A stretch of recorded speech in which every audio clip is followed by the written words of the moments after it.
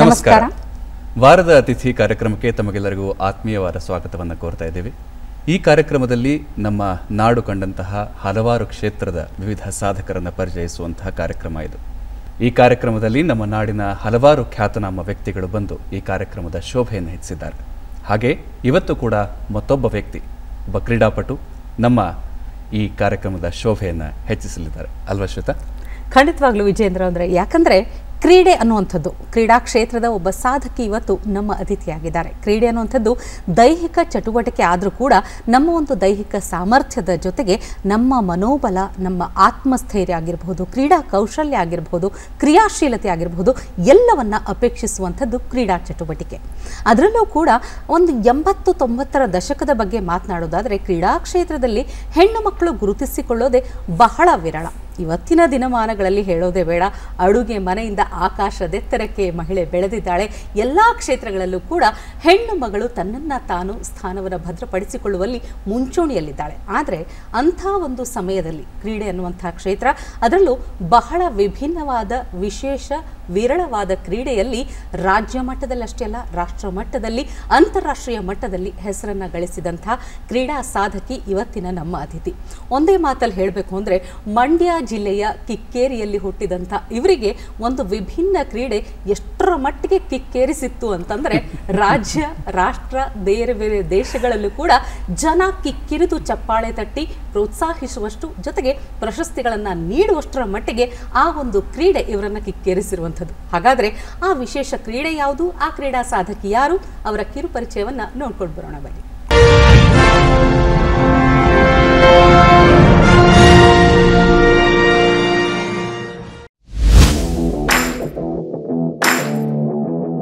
ಹದಿಮೂರು ಬಾರಿ ರಾಜ್ಯ ಮಟ್ಟದ ಬಿಲಿಯರ್ಡ್ಸ್ ಚಾಂಪಿಯನ್ ಆಗಿರುವ, 7 ಬಾರಿ ರಾಷ್ಟ್ರ ಮಟ್ಟದ ಬಿಲಿಯರ್ಡ್ಸ್ ಚಾಂಪಿಯನ್ ಆಗಿರುವ ಕರ್ನಾಟಕದ ಹೆಮ್ಮೆಯ ಆಟಗಾರ್ತಿ ರೇವಣ್ಣ ಉಮಾದೇವಿ ನಾಗರಾಜ್. ಮೂಲತಃ ಮಂಡ್ಯ ಜಿಲ್ಲೆ ಕಿಕ್ಕೇರಿಯವರಾದ ಉಮಾದೇವಿಯವರು ಮಧ್ಯಮ ವರ್ಗದ ಕುಟುಂಬಕ್ಕೆ ಸೇರಿದವರು. ಒಬ್ಬ ಗಂಡು ಮಗ, 5 ಜನ ಹೆಣ್ಣು ಮಕ್ಕಳಲ್ಲಿ ಒಬ್ಬರಾದ ಉಮಾದೇವಿಯವರ ತಂದೆ ಮಗ್ಗ ಕಾರ್ಖಾನೆ ನಡೆಸುತ್ತಿದ್ದರು, ತಾಯಿ ಗೃಹಿಣಿ.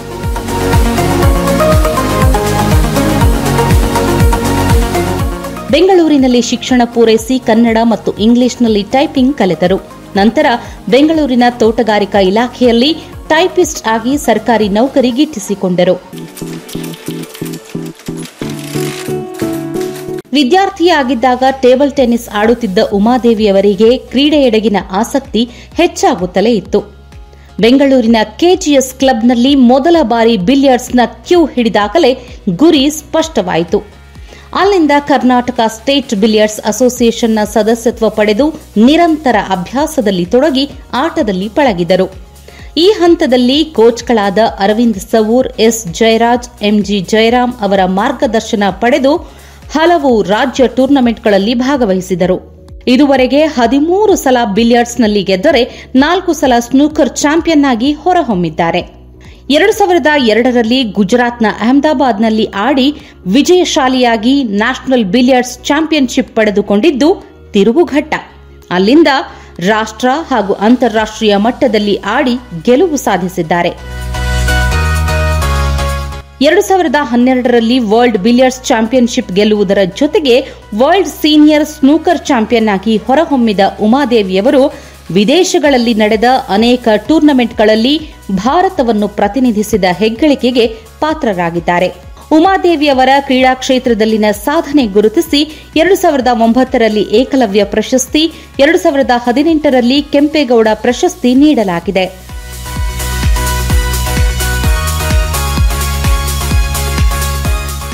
ಅಲ್ಲದೆ 2018ರ ಮಾರ್ಚ್ 8ರಂದು ಕೇಂದ್ರ ಸರ್ಕಾರ ನೀಡುವ ನಾರಿ ಶಕ್ತಿ ಪುರಸ್ಕಾರಕ್ಕೆ ಭಾಜನರಾಗಿದ್ದಾರೆ.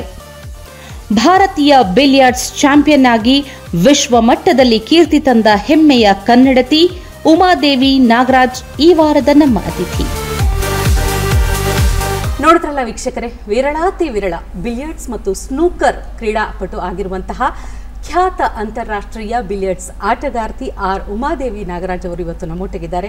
ಉಮಾದೇವಿಯವರೇ, ನಿಮಗೆ ನಮ್ಮ ವಾರದ ಅತಿಥಿ ಕಾರ್ಯಕ್ರಮಕ್ಕೆ ಆತ್ಮೀಯವಾದ ಸ್ವಾಗತ. ನಮಸ್ಕಾರ, ಧನ್ಯವಾದಗಳು. ಖಂಡಿತ ಉಮಾದೇವಿಯವರೇ, ಬಹಳ ಮೊದಲಿಗೆ ಖುಷಿ ಆಗುವಂಥದ್ದು ಏನಂದರೆ, ಒಂದು 60-70ರ ದಶಕದಲ್ಲಿ ಆ ಒಂದು ಕಾಲಘಟ್ಟದಲ್ಲಿ ಹೆಣ್ಣು ಮಕ್ಕಳೇ ಹೆಚ್ಚಾಗಿ ಇರುವಂಥ ಒಂದು ಕುಟುಂಬದಲ್ಲಿ ಜನಿಸ್ತೀರಿ. ಆದರೂ ಕೂಡ ಹೆಣ್ಣು ಮಕ್ಕಳಿಗೆ ಶಿಕ್ಷಣದ ಬಗ್ಗೆ ಆಗಿರಬಹುದು, ಈ ರೀತಿ ಕ್ರೀಡೆಯ ಬಗ್ಗೆ ಆಗಿರಬಹುದು, ಅಷ್ಟೊಂದು ಪ್ರಾಮುಖ್ಯತೆ, ಹೆಣ್ಣೊಂದು ಕಲಿತಾರೆ ಶಾಲೆಯೊಂದು ತೆರೆದಂತೆ ಅನ್ನೋದನ್ನು ಬಹುಶಃ ಇಡೀ ಕುಟುಂಬ ನಂಬಿತ್ತು ಅನಿಸುತ್ತೆ, ಪಾಲಿಸಿತ್ತು ಅನಿಸುತ್ತೆ. ಅಂಥ ಕುಟುಂಬದ ಬಗ್ಗೆ ಹೇಳಿ ನೀವು.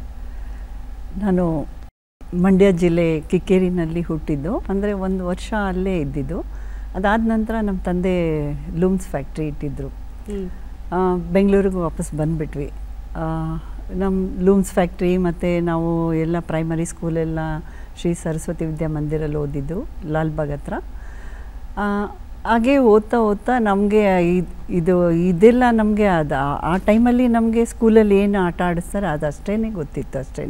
ನಾವು ಪ್ರೈಮರಿ ಸ್ಕೂಲ್ ಆದಮೇಲೆ ನಾವು ಹೈಸ್ಕೂಲು ಮತ್ತು SLC ಆದಮೇಲೆ ನಾವು ಆ ಟೈಮಲ್ಲಿ ಒಂದು ಪ್ರವಾಹ ಬಂತು ಬೆಂಗಳೂರಲ್ಲಿ.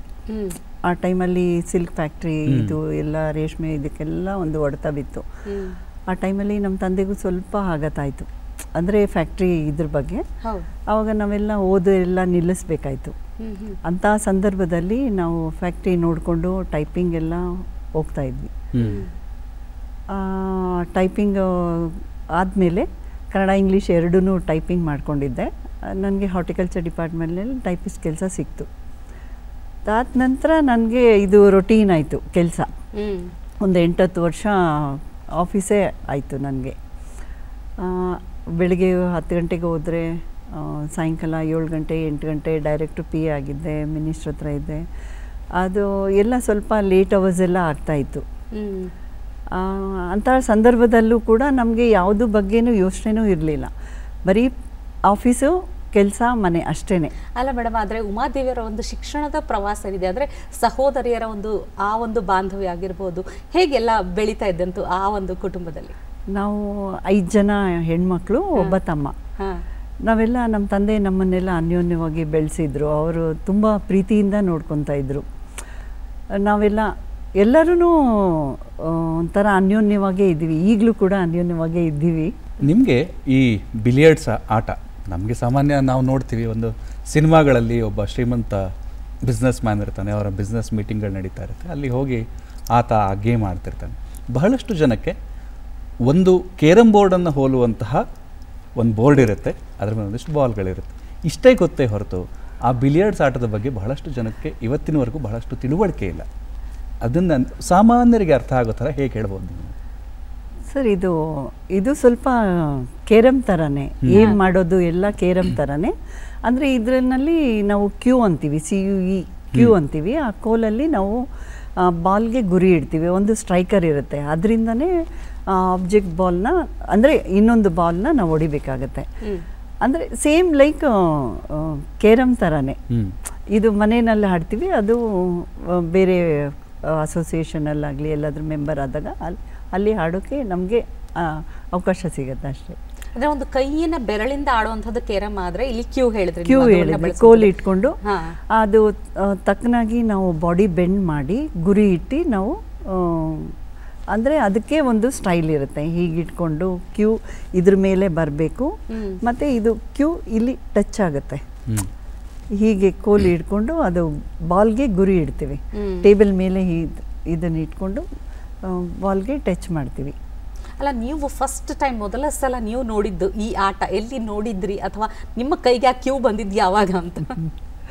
ನಾನು KGS ಕ್ಲಬ್ಬಲ್ಲಿ ಟೇಬಲ್ ಟೆನ್ನಿಸ್ ಆಡಬೇಕು ಅಂತ ಪ್ರಾಕ್ಟೀಸ್ ಮಾಡಬೇಕು ಅಂತ ಹೋಗ್ತಾಯಿದ್ದೆ.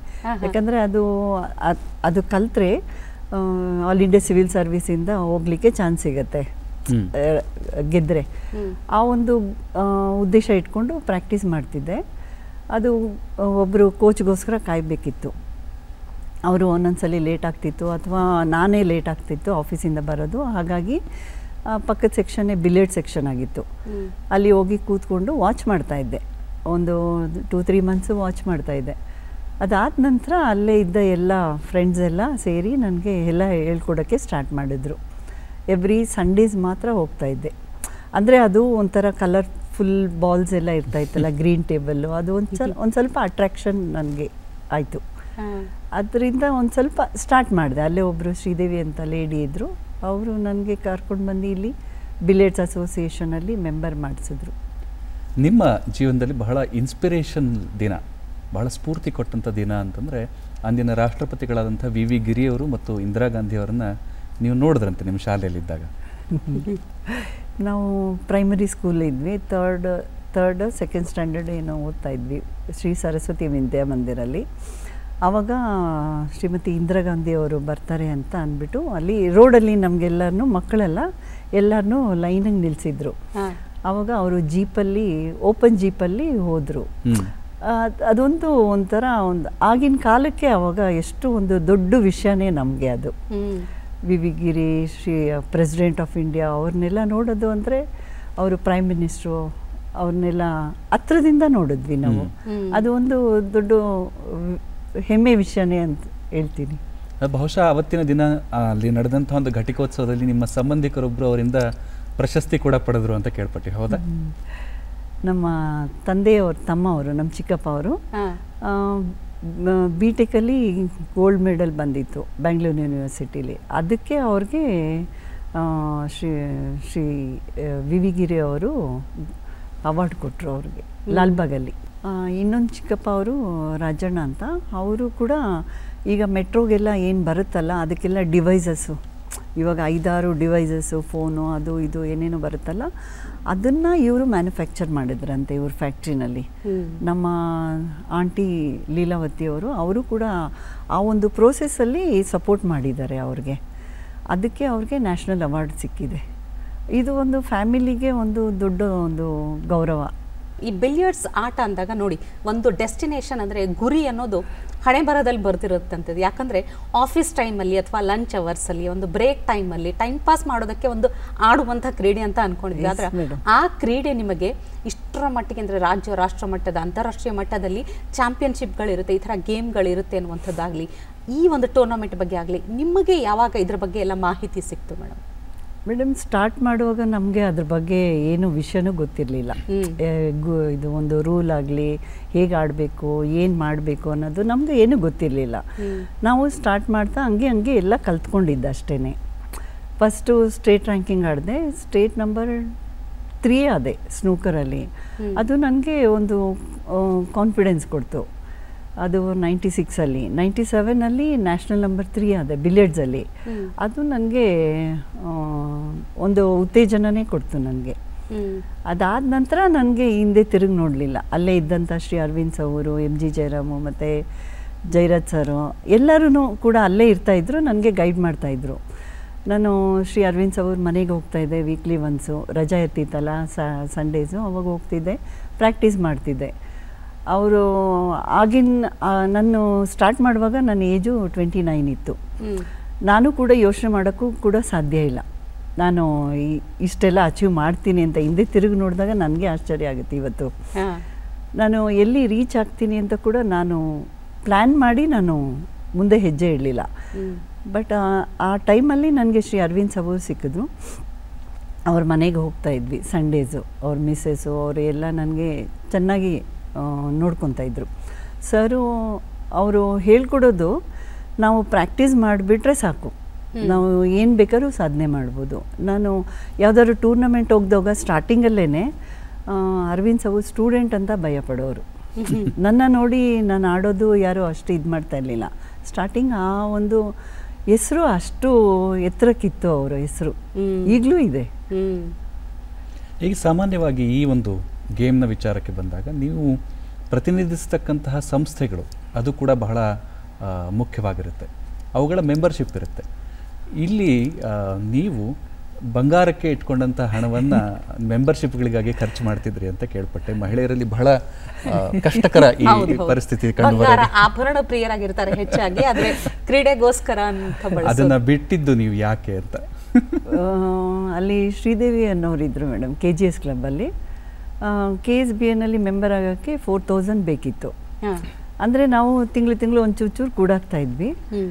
ಅಂದರೆ ಅದು ನನಗೆ ಅವರು ಹೇಳಿದ ತಕ್ಷಣ ನನಗೆ ಅದು ಏನು ವ್ಯಾಲ್ಯೂ ಅಂತಲೂ ಗೊತ್ತಿಲ್ಲ, ಅದ್ರ ಏನಂತನೂ ಗೊತ್ತಿಲ್ಲ. ಅವ್ರು ಹೇಳಿದ್ರು ನಾನು ತೊಗೊಂಡು ಬಂದೆ ಅಷ್ಟೇ. ನಾವು ಒಡವೆ ಅದೆಲ್ಲ ನಮಗೆ ಅದು ಯೋಚನೆ ಕೂಡ ಮಾಡಲಿಲ್ಲ, ಮೆಂಬರ್ಶಿಪ್ ಬೇಕು ಅಷ್ಟೇ. ಆ ಥರ ಯೋಚನೆ ಮಾಡಿ ಯಾಕಂದರೆ ನಮಗೆ ಆಟ ಒಂದೇ ನನಗೆ ತಲೆಯಲ್ಲಿ ಇದ್ದಿದ್ದು ಅವಾಗ. ಮೆಂಬರ್ಶಿಪ್ಗೆ 4000 ಬೇಕಿತ್ತು, ಅದು ಕಟ್ಟಿಬಿಟ್ಟೆ. ಅಲ್ಲ, ಅಂದರೆ ಬಿಲಿಯರ್ಡ್ಸ್ ಅನ್ನುವಂಥ ಆಟದ ಬಗ್ಗೆನೇ ಜನರಲ್ಲಿ ಹೆಚ್ಚು ಮಾಹಿತಿ ಇರಲಿಲ್ಲ. ಅಂಥದ್ರಲ್ಲಿ ಕರ್ನಾಟಕ ಸ್ಟೇಟ್ ಬಿಲಿಯರ್ಡ್ಸ್ ಅಸೋಸಿಯೇಷನ್ ಅನ್ನೋದಂಥದ್ದು ಒಂದು ಸಂಸ್ಥೆ ಇದೆ. ಅದಕ್ಕೆ ಮೆಂಬರ್ ಆಗಿ ಜಾಯ್ನ್ ಆದಾಗ ಏನೆಲ್ಲ ಅದರಲ್ಲಿ ಬೆಳವಣಿಗೆ ಆಗನ್ನ ಕಂಡುಕೊಳ್ಬಹುದು. ಇದೆಲ್ಲದ್ರ ಬಗ್ಗೆ ತಮಗೆ ಹೇಗೆ ಮಾಹಿತಿ ಸಿಕ್ತು ಮೇಡಮ್? ಅಲ್ಲಿ ಬಿಲಿಯರ್ಡ್ಸ್ ಅಸೋಸಿಯೇಷನು ನಮಗೆ ಒಂದು ಮನೆ ಇದ್ದಂಗೆ. ಯಾಕಂದರೆ ಎಲ್ಲರೂ ಕೂಡ ನಮ್ಮನ್ನು ಒಂದು ಪ್ರೀತಿಯಿಂದ ನೋಡ್ತಾರೆ. ಇವಾಗ ಯಾರೇ ಜೊತೇಲಿ ಆಡ್ತಾಯಿದ್ರು ಅಥವಾ ದೊಡ್ಡವ್ರು ಇರ್ಬೋದು, ಚಿಕ್ಕವ್ರು ಇರ್ಬೋದು, ಮಕ್ಕಳು ಇರ್ಬೋದು, ನಮ್ಮನ್ನು ತಿದ್ದಿ ಇದು ಮಾಡ್ತಾರೆ. ಇವಾಗ ನಾವೇನಾದ್ರು ತಪ್ಪು ಮಾಡಿದ್ರೆ ಈ ಶಾಟಲ್ಲೇ ಈ ಶಾಟ್ ಆಡಬೇಕು ಅಂತ ಎಲ್ಲರೂ ಕೂಡ ಗೈಡ್ ಮಾಡ್ತಾರೆ ಸರ್. ಇಲ್ಲಿ ಮೆಂಬರ್ಸ್ ಆಗಿರ್ಬೋದು, ಇವಾಗ ಸುಮ್ಮನೆ ಟೈಮ್ ವೇಸ್ಟ್ ಮಾಡಿದ್ರೆ ಅವರು ನಮಗೆ ಯಾಕೆ ಆಡ್ತಾ ಇಲ್ಲ ಅಂತ ಕೇಳೋವಂಥ ಒಂದು ಮನಸ್ಸಿರೋರು ಇರ್ತಾರೆ. ಯಾಕಂದರೆ ಒಂದು ಮನೆಯಲ್ಲಿ ಇದ್ದಂಗೆ ಅನಿಸುತ್ತೆ ನಮಗೆ.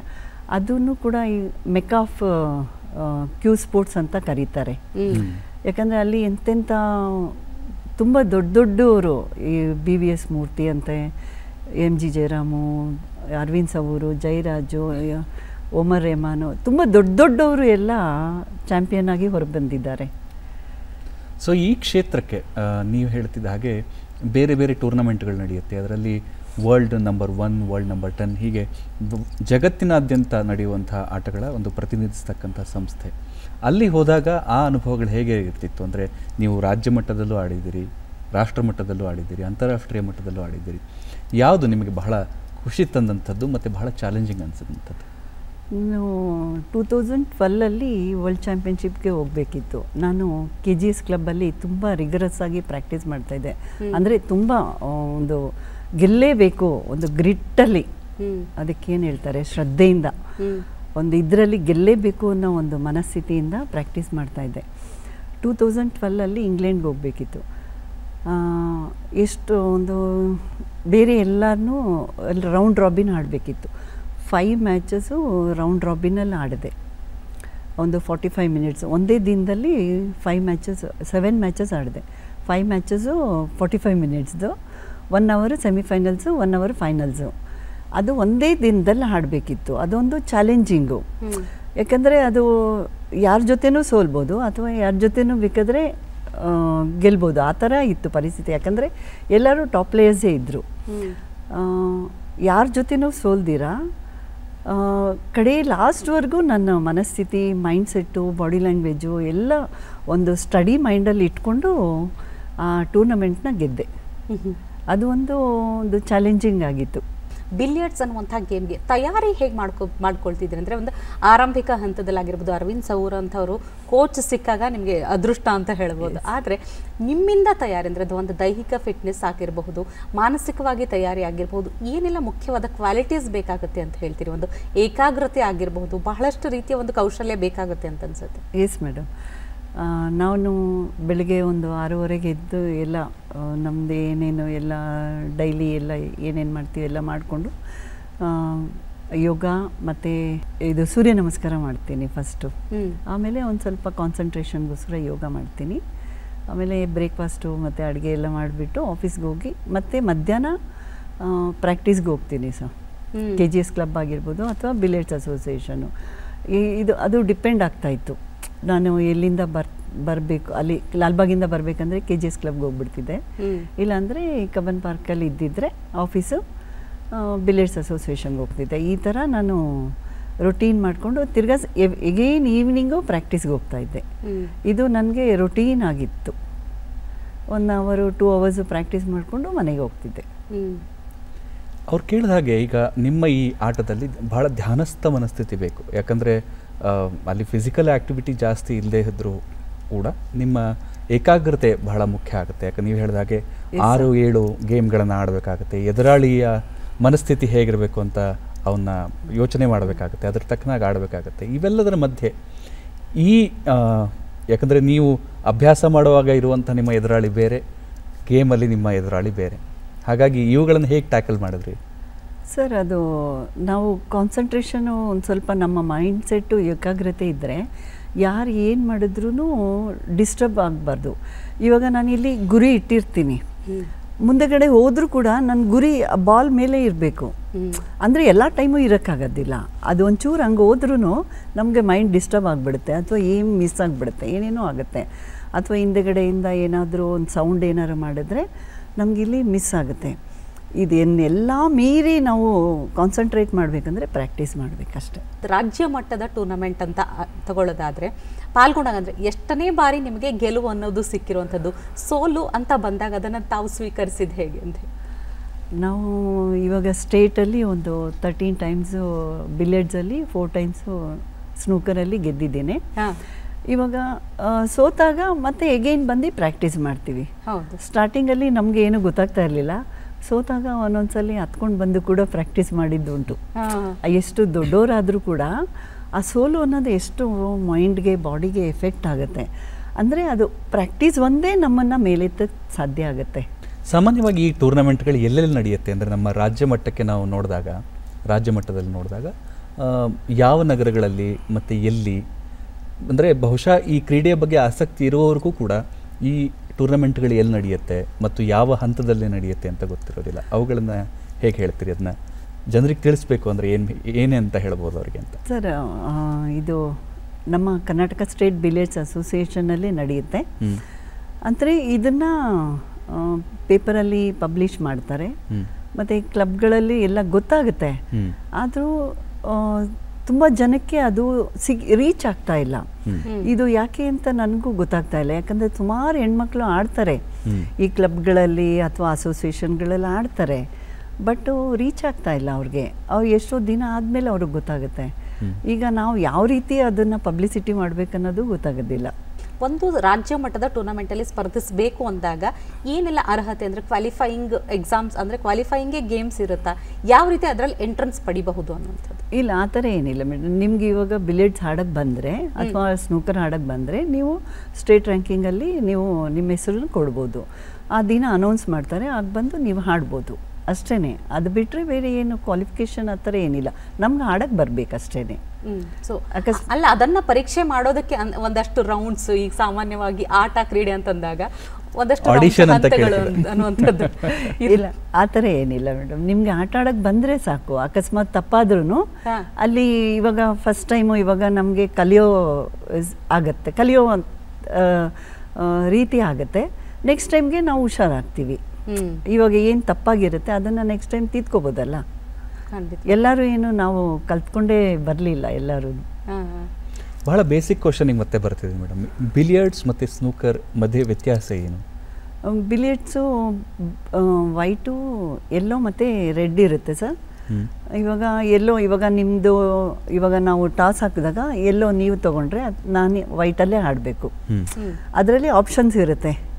ಇವಾಗ ನಾನು ವೈಟ್ ತೊಗೊಂಡಾಗ ಯೆಲ್ಲೋ ಟು ರೆಡ್ ಟಚ್ ಮಾಡಿದ್ರೆ 1 ಪಾಯಿಂಟ್ಸ್ ಇರುತ್ತೆ, ಅಥವಾ ರೆಡ್ ಪಾಟ್ ಮಾಡಿದ್ರೆ ಗುಳಿ ಒಳಗೆ ಹಾಕಿದ್ರೆ 1 ಪಾಯಿಂಟ್ ಸಿಗುತ್ತೆ, ಅಥವಾ ವೈಟಿಂದ ಯೆಲ್ಲೋಯಿಂದ ವೈಟು ಗುಳಿ ಒಳಗೆ ಹಾಕಿದ್ರೆ ಪಾಯಿಂಟ್ಸ್ ಇದೆ. ಈ ಥರ 3-4 ಆಪ್ಷನ್ಸ್ ಇರುತ್ತೆ. ಸ್ನೂಕರಲ್ಲಿ ಆ ಥರ ಅಲ್ಲ. ಇವಾಗ ಕೇರಮಲ್ಲಿ ನಾವು ಯಾವ ಥರ ಆಡ್ತೀವಿ, ಇವಾಗ ಒಂದು ರೆಡ್ ಹಾಕಿದ್ರೆ ಒಂದು ಕಲರ್ ಹಾಕಬೇಕು. ರೆಡ್ ಹಾಕಿದ್ರೆ 1 ಪಾಯಿಂಟ್ ಸಿಗುತ್ತೆ. Colour it depends. Yellow, green, brown, blue, pink, black ಇರುತ್ತೆ. ಅದು ಕಲರ್ಸ್ ಯಾವ್ದು ಹಾಕ್ತೀವಿ ಅದ್ರ ಮೇಲೆ 1+7, 1+5, 1+6 ಆ ಥರ ಇದು ಕೌಂಟ್ ಆಗ್ತಾ ಹೋಗುತ್ತೆ. ಇದು ಸ್ನೂಕರಲ್ಲಿ ಪಾಟ್ ಮಾಡಲೇಬೇಕು. ಅಕಸ್ಮಾತ್ ನಮಗೆ ಅದು ಪೊಸಿಷನ್ ಇರಲಿಲ್ಲ ಅಥವಾ ಏನೋ ಆಯಿತು ಅಂದರೆ ಸೇಫ್ಟಿ ಆಡ್ಬೋದು. ಇವಾಗ ನಿಮ್ಗೆ ಆಡೋಕ್ಕಾಗದೇ ಇರೋ ಥರ ಸೇಫ್ಟಿ ಆಡ್ಬೋದು. ಸೇಫ್ಟಿ ಅಂದರೆ ಏನು, ಕ್ರೀಡೆ ಭಾಷೆಯಲ್ಲಿ ಯಾವ ರೀತಿ ಅರ್ಥೈಸ್ಕೊಳ್ಬೇಕು ಅಂತಂದರೆ, ಅಂದರೆ ಇವಾಗ ನಿಮಗೆ ಬಾಲ್ ಸಿಗಬಾರ್ದು, ಆ ಥರ ಎದುರಾಳಿಗಳಿಗೆ ಆ ಬಾಲ್ ಸಿಗಬಾರ್ದು ಆ ಥರ. ಇವಾಗ ಕುಷನಲ್ಲಿ ಟಚ್ ಮಾಡಿಬಿಟ್ರೆ ಅದು ನಿಮ್ಗೆ ಆಡಲಿಕ್ಕೆ ಸ್ವಲ್ಪ ಕಷ್ಟ ಆಗುತ್ತೆ. ಈವನ್ ನಮಗೂ ಆಡಲಿಕ್ಕೆ ಸ್ವಲ್ಪ ಕಷ್ಟ ಆಗುತ್ತೆ. ಇವಾಗ ನೀವು ಸೇಫ್ಟಿ ಮಾಡಿದ್ರೆ ನಮಗೂ ಕುಷನಿಂದ ಆಡ್ಲಿಕ್ಕೆ ಸೇಫ್ಟಿ ಆಡಲಿಕ್ಕೆ ಕಷ್ಟ ಆಗುತ್ತೆ. ರಾಜ್ಯ ಮಟ್ಟದಲ್ಲಿ ಆಡ್ತೀರಿ ಖಂಡಿತವಾಗ್ಲೂ, ಆಮೇಲೆ ರಾಷ್ಟ್ರ ಮಟ್ಟದಲ್ಲಿ ಆಡೋಕೆ ಹೋದಾಗ ಅಥವಾ ಅಂತಾರಾಷ್ಟ್ರೀಯ ಮಟ್ಟದಲ್ಲಿ ಆಡೋಕೆ ಹೋದಾಗ ಬೇರೆ ಬೇರೆ ರಾಜ್ಯಗಳಿಗೆ ಹೋಗಬೇಕಾಗತ್ತೆ, ಬೇರೆ ದೇಶಗಳಿಗೆ ಹೋಗಬೇಕಾಗತ್ತೆ. ಅದಕ್ಕೆ ಸೂಕ್ತವಾದಂತಹ ತಯಾರಿ ಅಂದರೆ ಹೊಸ ಜಾಗ ನೋಡಬೇಕು, ಅಲ್ಲಿನ ಒಂದು ಜನರ ಪರಿಚಯ ಆಗುತ್ತೆ, ಹೊಸ ಪ್ರದೇಶಗಳು, ಅದರಲ್ಲಿ ಫುಡ್ ಸ್ಟೈಲ್ ಆಗಿರ್ಬೋದು, ಅಲ್ಲಿನ ಜೀವನ ಶೈಲಿ ಎಲ್ಲವನ್ನ ನೋಡೋದಕ್ಕೆ ಸಿಗುತ್ತೆ. ಫಸ್ಟ್ ಟೈಮ್ ಅಂದರೆ ತಾವು ಮೊದಲ ಬಾರಿ ಬೇರೆ ರಾಜ್ಯಕ್ಕೆ ಹೋದಾಗ ಹೇಗಿತ್ತು ಆ ಒಂದು ಅನುಭವ? ನಾವು ಫಸ್ಟ್ ಟೈಮು ಇಂದೋರ್ಗೆ ಹೋಗಿದ್ವಿ, ಮಧ್ಯಪ್ರದೇಶ. ಅಲ್ಲಿ ಬಿಲಿಯರ್ಡ್ಸ್ ಆಡ್ಲಿಕ್ಕೆ ಹೋಗಿದ್ದೆ. ಅಂದರೆ ಅದಕ್ಕೆ ಮುಂಚೆ ತಯಾರಿ ನಡೆಸ್ಕೊಂಡು ಹೋಗಿದ್ದೆ, ಪ್ರಾಕ್ಟೀಸ್ ಮಾಡಿಕೊಂಡು. ಅಲ್ಲಿ ಎಲ್ಲ ಅಂದರೆ ನಮ್ಮ ಫುಡ್ಡು ಸಿಗುತ್ತೆ. ಅಂದರೆ ನಮಗೆ ಸ್ಟಾರ್ಟಿಂಗು ಫಸ್ಟು ಸ್ವಲ್ಪ ಕಷ್ಟ ಆಯಿತು. ಆಮೇಲೆ ಹೋಗ್ತಾ ಹೋಗ್ತಾ ಬೇರೆ ಎಲ್ಲ ಡೆಲ್ಲಿ, ಭೋಪಾಲು ಮತ್ತು ಬೇರೆ ಎಲ್ಲ ರಾಜ್ಯಗಳಲ್ಲಿ ಹೋಗುವಾಗ ಎಲ್ಲ ಅಡ್ಜಸ್ಟ್ ಆಗ್ತಾಯಿತ್ತು. ಕೆಲವೊಂದು ಟೈಮು ನಾವು ಇಲ್ಲಿ ರೆಡಿ ಈಟ್ ಇರುತ್ತಲ್ಲ, ಅದನ್ನು ಒಂದೊಂದ್ಸಲಿ ತೊಗೊಂಡೋಗ್ತೀವಿ. ಅಂದರೆ ಅದು ಎಲ್ಲ ಟೈಮು ಇದಾಗಲ್ಲ ಸರ್. ಅದರಿಂದ ಅಲ್ಲಿ ಫುಡ್ಗೆ ಅಡ್ಜಸ್ಟ್ ಆಗಿಬಿಡ್ತೀವಿ. ಅಂದರೆ ಅಲ್ಲಿ ಭಾಷೆ ಇದು ಎಲ್ಲ ಒಂದು ಸ್ವಲ್ಪ ಕಷ್ಟ ಆಗುತ್ತೆ ನಮಗೆ ಕನ್ನಡ ಬಿಟ್ಟರೆ ಬೇರೆ ಯಾವುದೂ ಲ್ಯಾಂಗ್ವೇಜ್ ಬರೋದಿಲ್ಲ.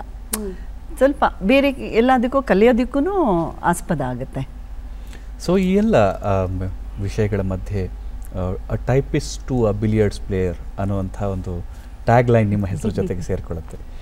ಇಲ್ಲಿ ನೀವು ಸರ್ಕಾರಿ ಇಲಾಖೆಯಲ್ಲಿ ಕೆಲಸ ಮಾಡ್ತಾ ಇದ್ದರೂ ಕೂಡ ಆ ಕ್ಷೇತ್ರದಲ್ಲಿ ನೀವು ಸಾಧನೆ ಮಾಡೋದ್ರಿಂದ ಅಂತಾರಾಷ್ಟ್ರೀಯ ಮಟ್ಟಕ್ಕೂ ಕೂಡ ಹೋದ್ರಿ.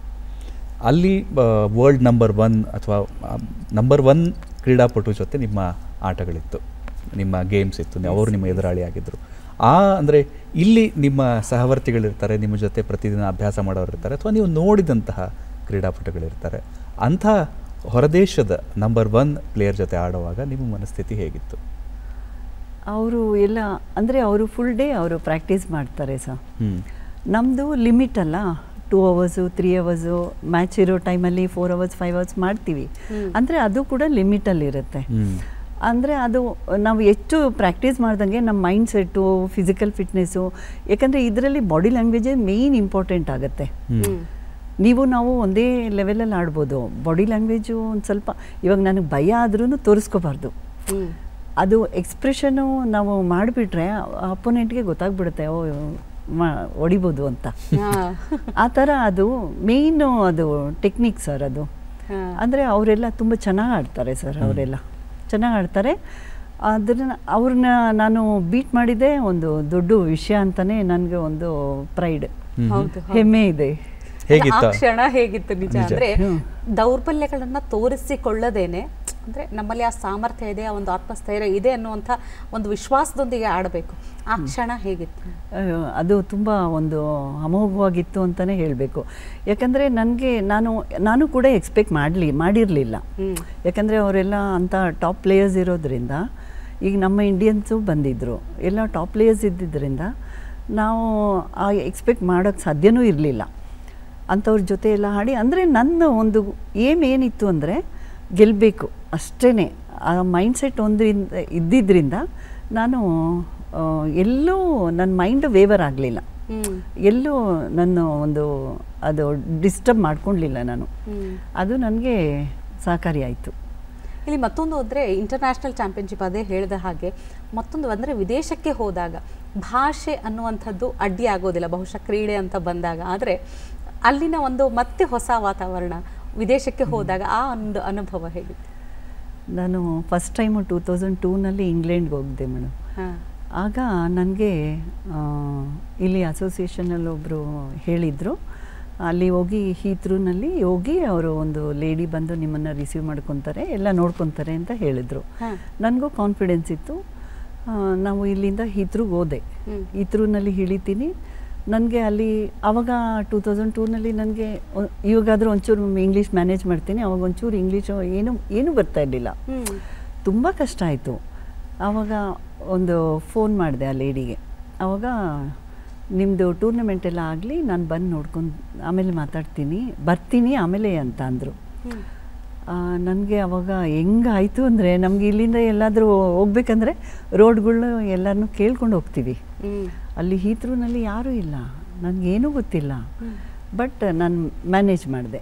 ಲಂಡನ್ನಿಂದ ಸ್ವಿಂಡನ್ಗೆ ಹೋಗಬೇಕಿತ್ತು, ಇಲ್ಲಿಂದ ಇವಾಗ ತುಮಕೂರು ಎಷ್ಟು ದೂರ ಐತೆ ಅಷ್ಟು ಆ ಥರ ಇತ್ತು. ಹೋಗಿ ಅಲ್ಲಿ ಹಾಡಿಕೊಂಡು ನಾನು ಬಂದೆ. ಆಮೇಲೆ ಕಡೆಗೆ ಲೇಡಿ ಸಿಕ್ಕಿದ್ರು, ಮಾತಾಡಿಕೊಂಡು ವಾಪಸ್ ಬಂದೆ. ಅದೊಂದು ಲೆಸನ್ ನಮಗೆ. ನೆಕ್ಸ್ಟು ಚೈನಾಗೆ ಹೋಗಿದ್ದೆವು. ಚೈನಾಗೆ ಹೋದಾಗ ನಮಗೆ ಏನೂ ಗೊತ್ತೇ ಇರಲಿಲ್ಲ. ನಾನು ನಂಬರ್ 2 ಆಗಿದ್ದೆ. 1 and 3 ಒಟ್ಟಿಗೆ ಹೋದರು, ನಾನು ಒಬ್ಬಳೇ. ಆವಾಗಲೂ ಸ್ವಲ್ಪ ತುಂಬ ಕಷ್ಟ ಆಯಿತು. ಮತ್ತೆ ಬಂದಾಗ ಆಮೇಲೆ ಒಂದೊಂದಾಗಿ ಕಲಿತಾ ಬಂದೆ. ಅದಾದ ನಂತರ ಈಗ ಒಂದು 20 ವರ್ಲ್ಡ್ ಚಾಂಪಿಯನ್ಶಿಪ್ಗಳಲ್ಲಿ ಪಾರ್ಟಿಸಿಪೇಟ್ ಮಾಡಿದ್ದೀನಿ ಮೇಡಮ್. ಸೊ ಯಾವೆಲ್ಲ ದೇಶಗಳಿಗೆ ಹೋಗಿದ್ದೀರಿ? ಇದೆ ಇಂಗ್ಲೆಂಡು 7 ಸರಿ ಹೋಗಿದ್ದೀನಿ, ಈಜಿಪ್ಟ್ ಒಂದು 3 ಸಲ, China, Netherlands, Pakistan, Syria, Australia ಮತ್ತು ಥೈಲ್ಯಾಂಡ್, ಹೀಗೆ ಎಲ್ಲ ಇದರಲ್ಲಿ ಪಾರ್ಟಿಸಿಪೇಟ್ ಮಾಡಿದ್ದೀನಿ. ಈ ಕ್ರೀಡೆಯನ್ನು ಆಯೋಜನೆ ಮಾಡುವಂತಹ ದೇಶಗಳ ಒಂದು ಪ್ಯಾಟರ್ನ್ ನೋಡಿದ್ವಿ ಅಂದರೆ ಬೇರೆ ಇದೆ ಇಲ್ಲಿ. ಅಂದರೆ ನಾವು ಸಾಮಾನ್ಯವಾಗಿ ಕ್ರಿಕೆಟ್ ನೋಡ್ತೀವಿ ಅಥವಾ ಬೇರೆ ಇನ್ಯಾವುದೇ ಕ್ರೀಡೆ ನೋಡ್ತೀವಿ, ಅವುಗಳನ್ನು ಆರ್ಗನೈಸ್ ಮಾಡುವಂಥ ದೇಶಗಳು ಬೇರೆ, ಈ ನಿಮ್ಮ ಕ್ರೀಡೆಯನ್ನು ಆರ್ಗನೈಸ್ ಮಾಡುವಂಥ ದೇಶಗಳು ಬೇರೆ. ಅಂದರೆ ಅಲ್ಲಿ ಅವರು ತಮ್ಮ ಸ್ಪೋರ್ಟ್ಸ್ ಕಲ್ಚರಲ್ಲಿ ಈ ಕ್ರೀಡೆಯನ್ನು ಅಳವಡಿಸ್ಕೊಂಡಿದ್ದಾರೆ, ಹೌದಾ? ಹೌದು ಸರ್, ಹೌದು.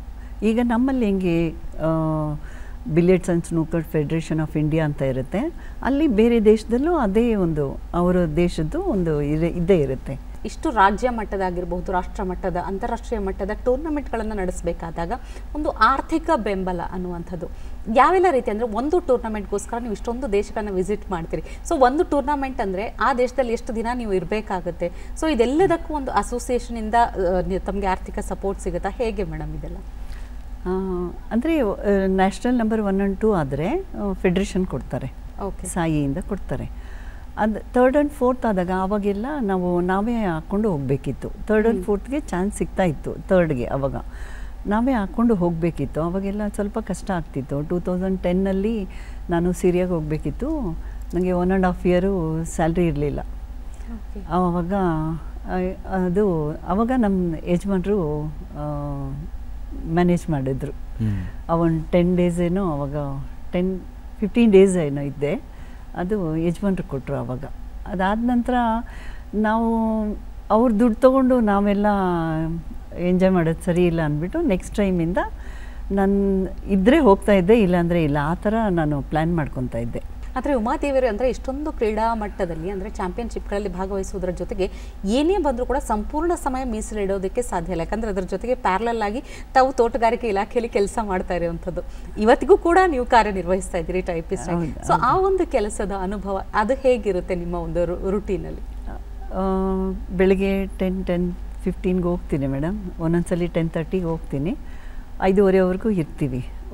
ಇವಾಗ ನಾವು ಮೊದಲು ತುಂಬ ಕೆಲಸ ಮಾಡ್ತಿದ್ವಿ, ಇವಾಗ ಸ್ವಲ್ಪ ಇವಾಗ ಕಂಪ್ಯೂಟರ್ ಬಂದಿರೋದ್ರಿಂದ ಸ್ವಲ್ಪ ಕೆಲಸ ಕಮ್ಮಿ ಆಗಿದೆ. ಆವಾಗೆಲ್ಲ ಟೈಪಿಂಗ್ ಮಿಷಿನಲ್ಲಿ ಮಾಡ್ತಾಯಿದ್ವಿ ಅವಾಗ. ಇವಾಗ ಏನಾದರೂ ಒಂದು ವರ್ಡ್ ಮಿಸ್ಟೇಕ್ ಆದರೆ, ಒಂದು ಸ್ಪೆಲ್ಲಿಂಗ್ ಮಿಸ್ಟೇಕ್ ಆದರೆ ಮತ್ತೆ ರೀಟೈಪ್ ಮಾಡಬೇಕಿತ್ತು. ಇವಾಗ ಆಗಿನ ಕಾಲದಲ್ಲೆಲ್ಲ ಎಷ್ಟೋ ವರ್ಷಗಳು, ಈಗ ಎಲ್ಲ ಕಂಪ್ಯೂಟರ್ ಬಂದಿರೋದ್ರಿಂದ ಏನೇ ಮಿಸ್ಟೇಕ್ ಆದ್ರೂ ಅದರಲ್ಲೇ ಕರೆಕ್ಷನ್ ಮಾಡಿ ಎಲ್ಲ ಕಾಪೀಸ್ ತೆಗೆದುಬಿಡ್ತೀವಿ. ಅದರಿಂದ ಅಷ್ಟೊಂದು ರಿಸ್ಕ್ ಅನ್ಸಲ್ಲ. ಸೊ ಹೊಸ ತಂತ್ರಜ್ಞಾನ ಅನ್ನೋದು ತಮಗೆ ಕೆಲಸದ ಒತ್ತಡವನ್ನು ಕಡಿಮೆ ಮಾಡಿ ನಿಜ ಆಗುತ್ತೆ. ನೀವು ಹೇಳಿದ ಹಾಗೆ ನಿಮ್ಮ ಹಲವಾರು ಟೂರ್ಗಳಿಗೆ, ನಿಮ್ಮ ಈ ಒಂದು ಗೇಮ್ಸ್ನ ಟೂರ್ಗಳಿಗೆ ನಿಮ್ಮ ಮನೆಯವರು ಬಹಳ ಬೆಂಬಲವಾಗಿ ನಿಂತಿದ್ರು ಅಂತ ಹೇಳಿದ್ರೆ, ನಿಮ್ಮ ಪತಿದೇವರ ಬಗ್ಗೆ ಹೇಳಬೇಕು ನೀವು. ಯಾಕಂದರೆ ಮುಖ್ಯವಾಗಿ ನಿಮ್ಮ ಈ ಒಂದು ಸಂಪೂರ್ಣ ಜರ್ನಿಗೆ ಬೆಂಬಲವಾಗಿ ನಿಂತಂಥವ್ರು ಅವರು. ಇನ್ನೊಂದು ಬಹಳ ಮುಖ್ಯವಾದ ವಿಷಯ ಅಂದರೆ ನಿಮ್ಮ ಮಾವನವರು ಕೂಡ ಸ್ಪೋರ್ಟ್ಸ್ ಮ್ಯಾನ್ ಆಗಿದ್ರು ಅಂತ ಕೇಳ್ಬಿಟ್ಟು, ಫುಟ್ಬಾಲ್ ಪ್ಲೇಯರ್. ನಮ್ಮ ಮಾವರು ಫುಟ್ಬಾಲ್ ಪ್ಲೇಯರ್ ಆಗಿದ್ದರು. ಅವರು ಅಂದರೆ ಅವರು ಪೀರಿಯಡಲ್ಲಿ ಅವ್ರಿಗೆ ಅಷ್ಟೊಂದು ಸಪೋರ್ಟ್ ಸಿಗ್ತಾ ಇರಲಿಲ್ಲ ಅಂತ. ಆಗ ಇವರು ಮಕ್ಕಳಾಗಿದ್ರಲ್ಲ, ಇವರೆಲ್ಲ ನೋಡ್ತಿದ್ರು. ನಾನು ಮದುವೆ ಆದಮೇಲೆ ಅವರಿಗೆ ನನಗೆ ಯಾವುದಕ್ಕೂ ಕಮ್ಮಿ ಮಾಡಲಿಲ್ಲ. ಅವರು ಭಾರತ್ ಫ್ರಿಡ್ಜ್ ವರ್ನರಲ್ಲಿ ಅಸಿಸ್ಟೆಂಟ್ ಮ್ಯಾನೇಜರ್ ಆಗಿ ಕೆಲಸ ಮಾಡ್ತಾಯಿದ್ರು. ಈಗ ಒಂದು 4 years ಆಯಿತು ರಿಟೈರ್ಡ್ ಆಗಿ. 58ಗೆ ಅಲ್ಲಿ ರಿಟೈರ್ಮೆಂಟು. ಈಗ ಅವರು ಏನೇ ತೊಂದರೆ ಇದ್ರೂ ನನಗೆ ಫುಲ್ ಸಪೋರ್ಟ್ ಮಾಡ್ತಾಯಿದ್ರು, ಯಾವುದಕ್ಕೂ ನನಗೆ ಕಮ್ಮಿ ಮಾಡಲಿಲ್ಲ. ಇವಾಗ ನಾವು ಯಾವುದಾದ್ರು ಒಂದು ಟೂರ್ನಮೆಂಟ್ಗೆ ಹೋದರೆ, ಇವಾಗ ಇಂಗ್ಲೆಂಡು ಮತ್ತು ಎಲ್ಲ ಟೂರ್ನಮೆಂಟ್ಗೆ ಹೋದಾಗೆಲ್ಲ ಅವರು ನನಗೆ ಜೊತೆಯಲ್ಲಿ ಬಂದಿದ್ದಾರೆ. ನೀವು ನೋಡಿದ ಹಾಗೆ ಬಹಳಷ್ಟು ಟೂರ್ನಮೆಂಟ್ಗಳಲ್ಲಿ ಭಾಗವಹಿಸಿದ್ದೀರಿ. ಸೊ ಕರ್ನಾಟಕದಿಂದ ಆಗಿರ್ಬೋದು, ಕನ್ನಡಿಗರಾಗಿರ್ಬೋದು, ಆಟಗಾರರು ನಿಜಕ್ಕೂ ಪಾಲ್ಗೊಳ್ತಾ ಇದ್ದಾರಾ ಒಂದು ಟೂರ್ನಮೆಂಟ್ನಲ್ಲಿ? ನೀವು ನೋಡಿದ ಹಾಗೆ ಹೇಗೆ? ಇದ್ದಾರೆ ಮೇಡಮ್, ತುಂಬ ಜನ ಆಡ್ತಾ ಇದ್ದಾರೆ. ನಾನು ಸ್ಟಾರ್ಟ್ ಮಾಡುವಾಗ ಒಂದು 45 ಲೇಡೀಸ್ ಇದ್ದರು, ಥ್ರೂಔಟ್ ಕರ್ನಾಟಕ ಇದ್ದರು. ಅಲ್ಲಿ ಗುಲ್ಬರ್ಗಾಯಿಂದ ಎಲ್ಲ ಬರ್ತಾಯಿದ್ರು, ತುಂಬ ಜನ ಆಡ್ತಾಯಿದ್ರು. ಈಗಲೂ ಕೂಡ ಎಲ್ಲ ಆಡ್ತಾ ಇದ್ದಾರೆ. ಅಂದರೆ ಅಷ್ಟೊಂದು ಲೇಡೀಸ್ ಇಲ್ಲ, ಅಂದರೆ ಅವ್ರಿಗೆಲ್ಲ ರೀಚ್ ಆಗ್ತಾ ಇಲ್ಲ ಎಲ್ಲ. ಅದಕ್ಕೆ ಏನು ಮಾಡಬೇಕು ಅಂತ ಒಂದು ಸ್ವಲ್ಪ ಪ್ಲ್ಯಾನ್ ಮಾಡಬೇಕಾಗಿದೆ ಇವಾಗ. ಬಹಳ ಮುಖ್ಯವಾಗಿ ಇನ್ನೊಂದು ಪ್ರಶ್ನೆ ಕೇಳಬೇಕಾಗಿತ್ತು ಅಂತಂದರೆ, ನೀವು ಈ ಬಿಲಿಯರ್ಡ್ಸ್ ಗೇಮ್ಗೆ, ನಿಮ್ಮ ಟೇಬಲ್ ಟೆನ್ನಿಸ್ ಗೇಮ್ನ ಬಿಟ್ಟು ಬರದೇ ಹೋಗಿದ್ರೆ, ಆ ಟೇಬಲ್ ಟೆನ್ನಿಸ್ ಆಟದಲ್ಲೂ ಅಷ್ಟೇ ಮುಂದುವರಿಯುವಂಥ ಉತ್ಸಾಹ, ಆಸಕ್ತಿ ಮತ್ತು ಅವಕಾಶಗಳು ನಿಮಗಿತ್ತ? ಇಲ್ಲ ಸರ್, ಅಲ್ಲಿ ಅವಕಾಶ ಸಿಕ್ತಿತ್ತು ಎಲ್ಲೋ ನನಗೆ ಅದು ಗೊತ್ತಿರಲಿಲ್ಲ. ಅಂದರೆ ನಾನು ಟೈಪಿಸ್ಟಾಗೇ ಉಳ್ಕೊತಿದ್ದೆ ಅನಿಸುತ್ತೆ ಇವಾಗ ಹಿಂದೆ ತಿರುಗಿ ನೋಡಿದಾಗ. ಯಾಕೆ? ಯಾಕಂದರೆ ಅದರಲ್ಲಿ ಫಿಸಿಕಲ್ ಫಿಟ್ನೆಸ್ ತುಂಬ ಬೇಕಾಗತ್ತೆ. ನಾವು ಅಲ್ಲಿ ಅದರಲ್ಲೇ ಮುಂದುವರಿಯೋದಕ್ಕೆ ನಮಗೆ ಸಾಧ್ಯ ಆಗ್ತಿರ್ಲಿಲ್ಲ ಅನಿಸುತ್ತೆ ನನ್ನ ನಾಲೆಜ್ ಪ್ರಕಾರ. ಯಾಕಂದರೆ ಫುಡ್ಡು ಮತ್ತು ನಮಗೆ ಆ ಟೈಮಲ್ಲಿ ಒಂದು ಕೋಚು ಎಲ್ಲ ಬೇಕಾಗುತ್ತೆ. ಅದೆಲ್ಲ ಎಫೆಕ್ಟ್ ಆಗ್ತಿತ್ತೇನೋ ಅಂತ ನನಗೆ. ಸೊ ನಿಮ್ಮ ಈ ಬಿಲಿಯರ್ಡ್ಸ್ ಪಯಣವನ್ನು ನೋಡಿದಾಗ ಮೇಡಮ್, ಆರಂಭಿಕ ಹಂತಗಳಲ್ಲಿ ಸಾಕಷ್ಟು ಸೋಲುಗಳನ್ನು ಕಂಡಿರ್ತೀರಿ, ಅನುಭವಿಸಿರ್ತೀರಿ. ಸೋಲಿಗೆ ಕಾರಣ ಅಂತ ನೋಡಿದಾಗ ಏನು ಸವಾಲುಗಳು ಮುಖ್ಯವಾಗಿ ತಾವು ಎದುರಿಸಿದ್ದು? ತುಂಬ ಅಂದರೆ ಯಾವುದೇ ಹಂತದಲ್ಲಿ ಅಂದರೆ ಇದು ನನ್ನ ಕೈಲಿ ಆಗೋದೇ ಇಲ್ಲ ಅನ್ನೋ ಥರ ಒಂದು ಅನುಭವ ಆಗಿದೆಯಾ? ಏನು ಅನಿಸುತ್ತೆ ನಿಮಗೆ? ಅಂದರೆ ವರ್ಲ್ಡ್ ಚಾಂಪಿಯನ್ಶಿಪ್ಗೆ ಹೋದಾಗ ಮೇಡಮ್, ಅವರು ಇವಾಗ ಒಂದು ಗುರಿ ಇಟ್ಟರೆ ಅದು ಪಾಟ್ ಮಾಡೇ ಮಾಡ್ತಾರೆ. ಈಗ ನಾವು ಬೆಂಡಾದಾಗ ನಮಗೆ ಒಂದು ಸ್ವಲ್ಪ ಒಂದೊಂದ್ಸಲಿ 50-50 ಇರುತ್ತೆ, 75 ಆ ಥರ ಪರ್ಸೆಂಟೇಜ್ಗಳಿರುತ್ತೆ ನಮಗೆ. ಒಂದೊಂದ್ಸಲಿ ಕಾನ್ಫಿಡೆನ್ಸ್ ಇರುತ್ತೆ, ಅಂದರೆ ಅದು ಅಷ್ಟೊಂದು ಆಡಲಿಕ್ಕೆ ಸಾಧ್ಯ ಆಗೋದಿಲ್ಲ ಒಂದೊಂದ್ಸಲಿ. ಆವಾಗ ನಮಗೆ ಪ್ರಾಕ್ಟೀಸ್ ಬೇಕನ್ಸುತ್ತೆ. ಕೋಚಿಂಗು, ಪ್ರಾಕ್ಟೀಸು, ವಾಪಸ್ ಬಂದು ಪ್ರಾಕ್ಟೀಸ್ ಮಾಡ್ತೀವಿ. ಅದೊಂದೇ ಆಪ್ಷನ್ನು, ಬೇರೆ ಪ್ರಾಕ್ಟೀಸ್ ಮುಂದೆ ಬೇರೆ ಏನೂ ಆಪ್ಷನ್ ಇಲ್ಲ. ಚದುರಂಗ ಎನ್ನುವಂಥ ಕ್ರೀಡೆಯನ್ನು ತೆಗೆದುಕೊಂಡಾಗ, ಚೆಸ್ ಅಂತ ತಗೊಂಡಾಗ ಎದುರಾಳಿಗಳ ಒಂದು ಮೂವ್ನಿಂದಾಗಿ ಬಹಳಷ್ಟು ಬದಲಾವಣೆಗಳಾಗುತ್ತೆ ಕ್ರೀಡೆಯಲ್ಲಿ.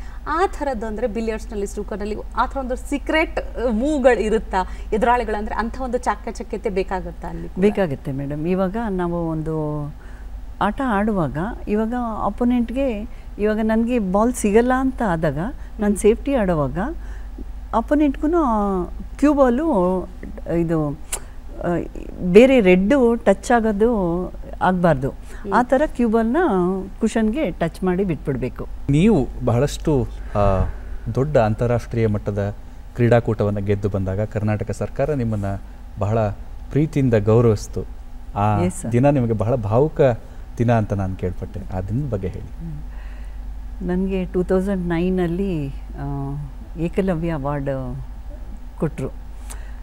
ಇಲ್ಲಿ ರಾಜ್ಭವನಲ್ಲಿ ಶ್ರೀ ಹಂಸರಾಜ್ ಭಾರದ್ವಾಜ್ ಸರ್ ಅವರು ರಾಜ್ಯಪಾಲರಾಗಿದ್ದು. ಆವಾಗ ನನಗೆ ಕರ್ನಾಟಕ ಸರ್ಕಾರದಿಂದ ಒಂದು ಏಕಲವ್ಯ ಅವಾರ್ಡ್ ಸಿಕ್ತು.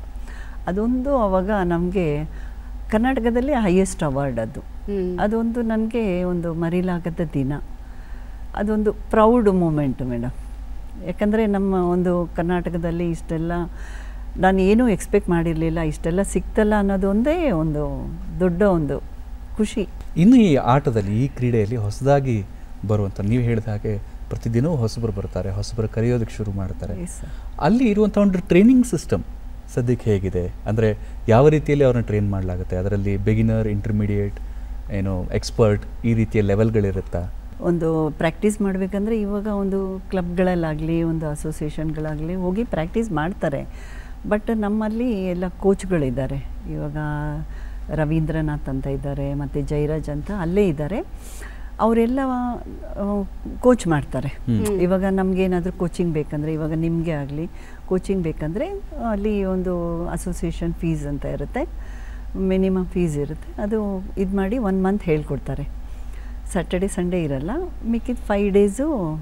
ಅಥವಾ ಇವಾಗ ಸ್ಯಾಟರ್ಡೆ ಸಂಡೇ ಇವಾಗ ನಿಮ್ಮ ವರ್ಕ್ ಇರ್ತಾರೆ ಅಂದರೆ ಸ್ಯಾಟರ್ಡೆ ಸಂಡೇ ಅಂತ ಹೇಳ್ಕೊಡ್ತಾರೆ, ನಿಮ್ಮ ಟೈಮ್ ನೋಡಿಕೊಂಡು.